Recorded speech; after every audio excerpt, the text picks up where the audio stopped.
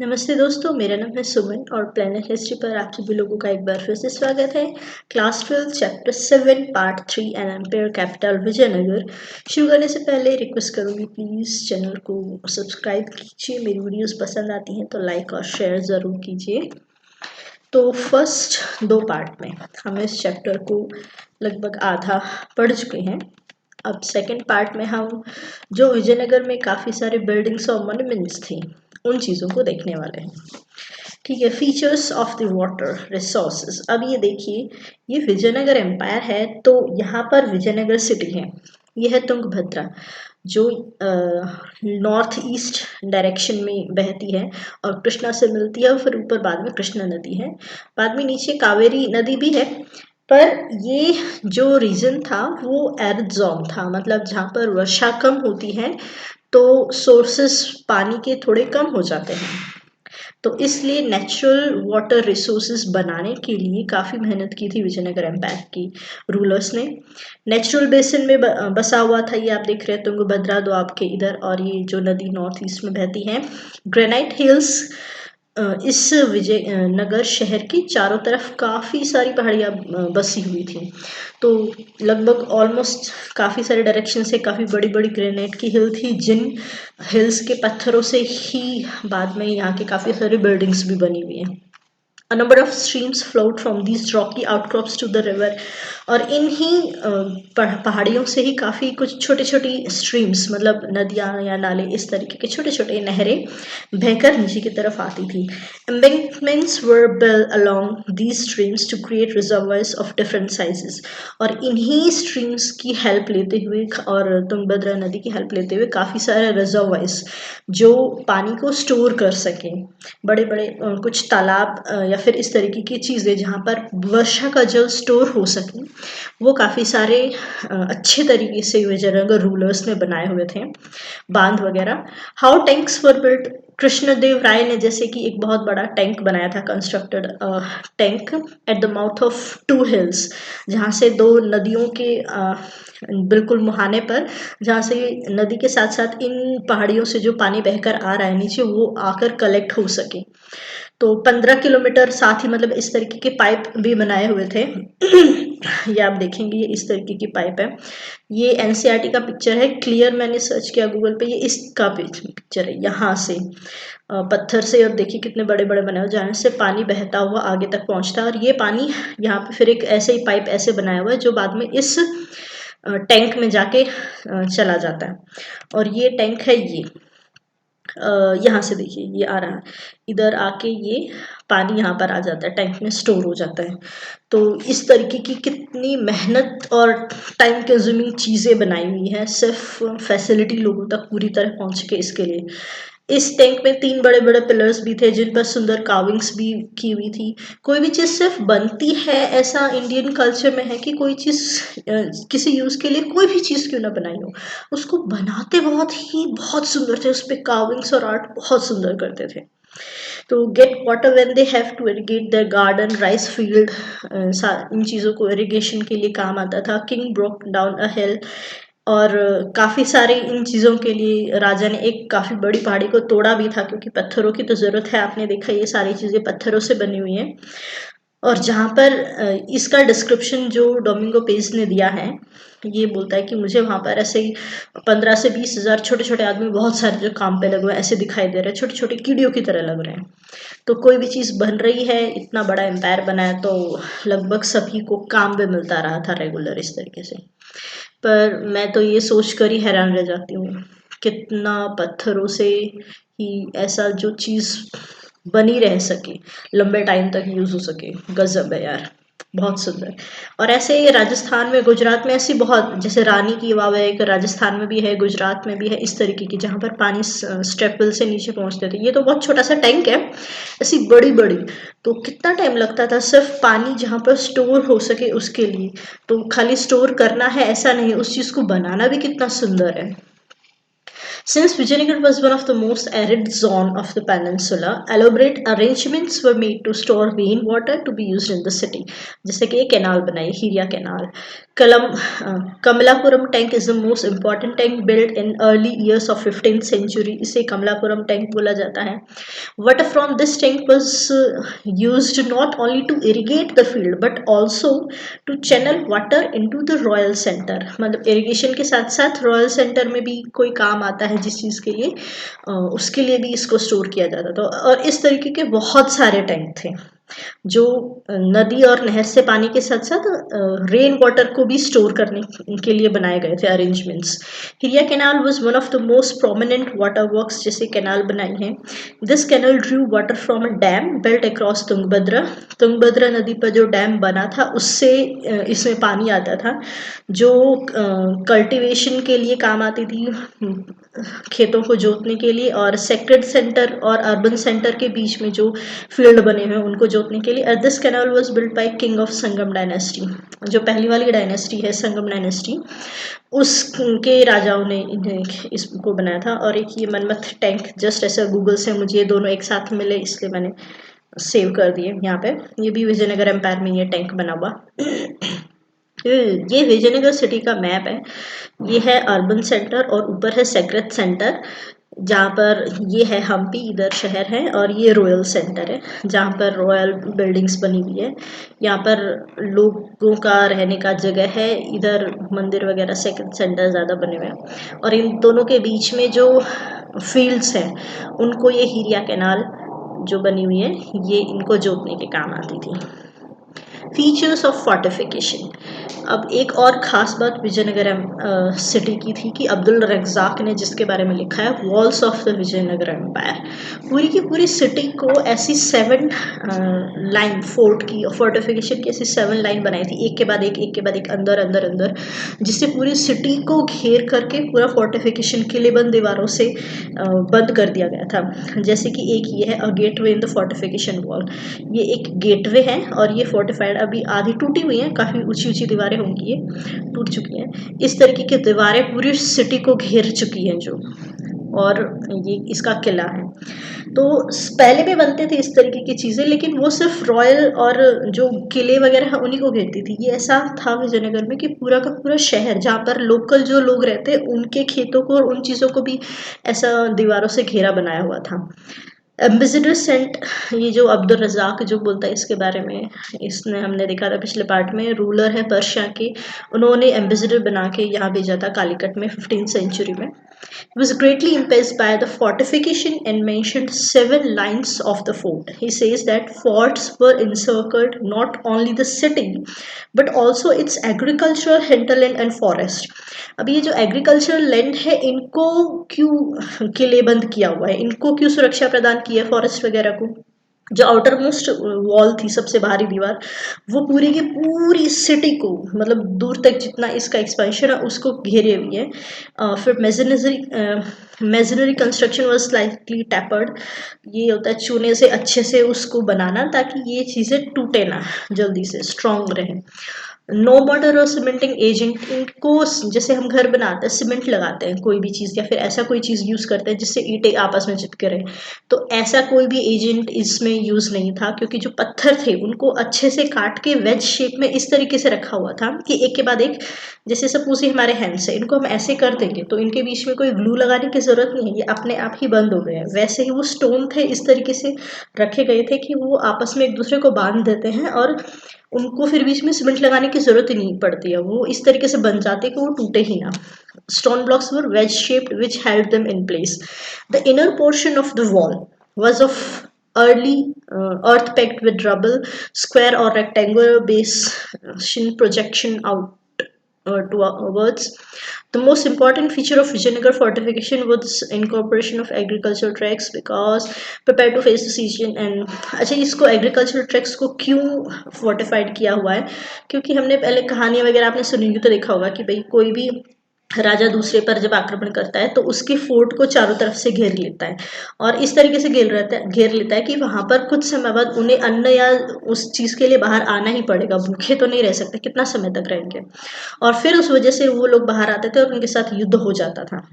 तो अन्न की कमी ना हो पाए इसके लिए सिर्फ किले को नहीं, पूरे के पूरे सिटी को ऐसे 7 अलग-अलग लाइन से ऐसा घेर दिया था।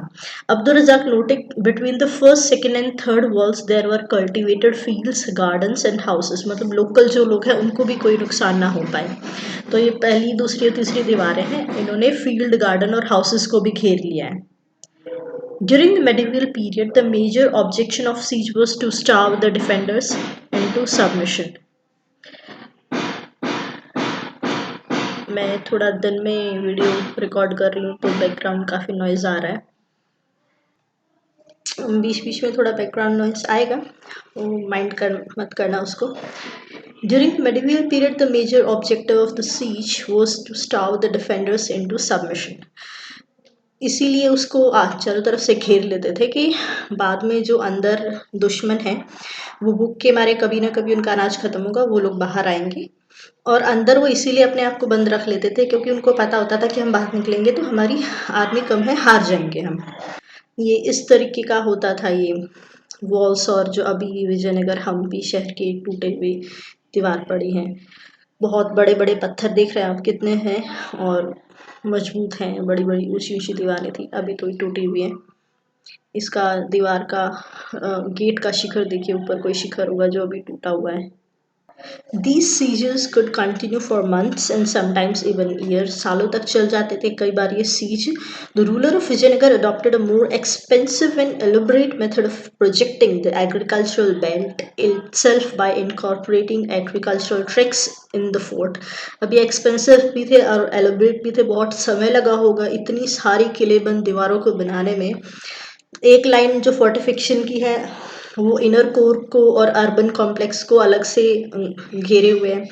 एक जो लाइन है वो रॉयल सेंटर को अलग से घेरे हुए है, each set of major buildings. फिर उसके रॉयल सेंटर के अंदर भी जो अलग अलग बिल्डिंग है उन सभी की भी अपनी अलग से किलेबंद दीवारें हैं। तो ये जो सेक्रेट सेंटर है रॉयल, सबका अलग से घेराव भी है और फिर उन सभी के शहर पूरी सिटी का भी अलग से एक है। The fort was entered through well guarded gates, और हर एक जो फोर्ट है वो गार्डेड गेट्स जो इसमें हमने देखे थे उनके थ्रू ही अंदर जाना हो सकता है उसमें। Gateways with defined architectural features, और जो गेटवेज थे वो बहुत ही फिर सुंदर भी बनाए हुए थे, मतलब खाली फोर्टिफाइड करके रख दिया ऐसा भी नहीं है। उस चीज़ पर भी बहुत सुंदर से चीज़ें बनाई हुई हैं जिसके ज़्यादातर आर्किटेक्चरल फीचर्स टर्किश लोगों के थे।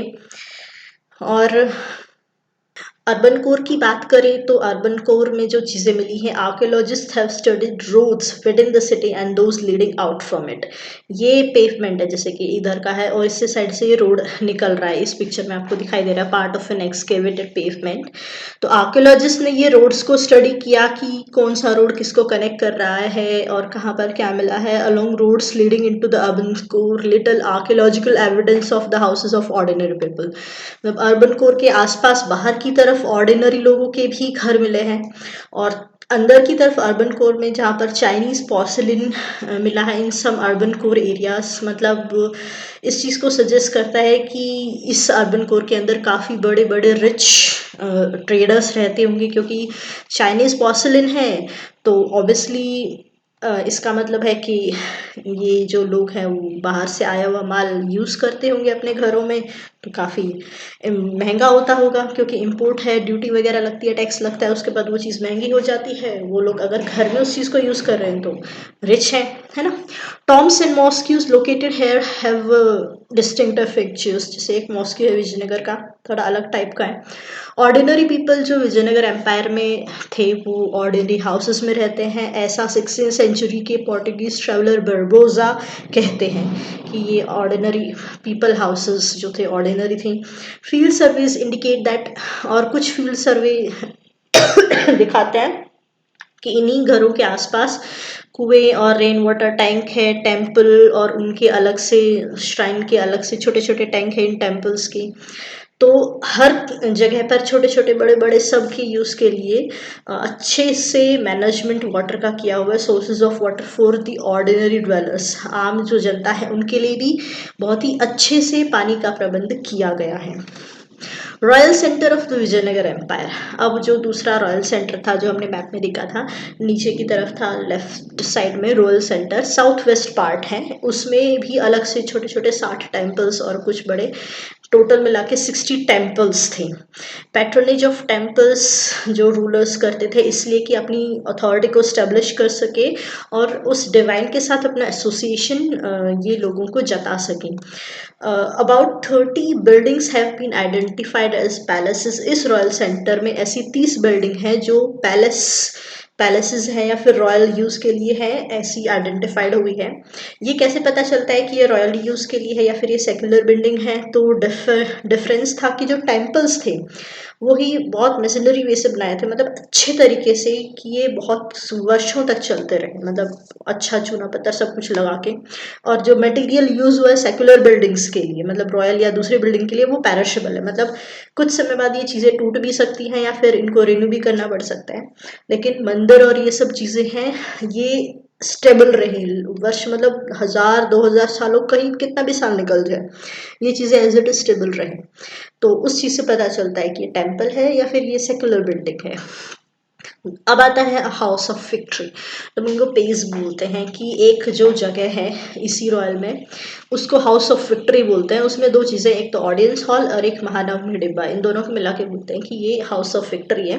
These buildings have 2 platforms. इसमें 2 प्लेटफॉर्म है, एक ऑडियंस हॉल का, एक महानवमी डिब्बे का है, एक के ऊपर एक है।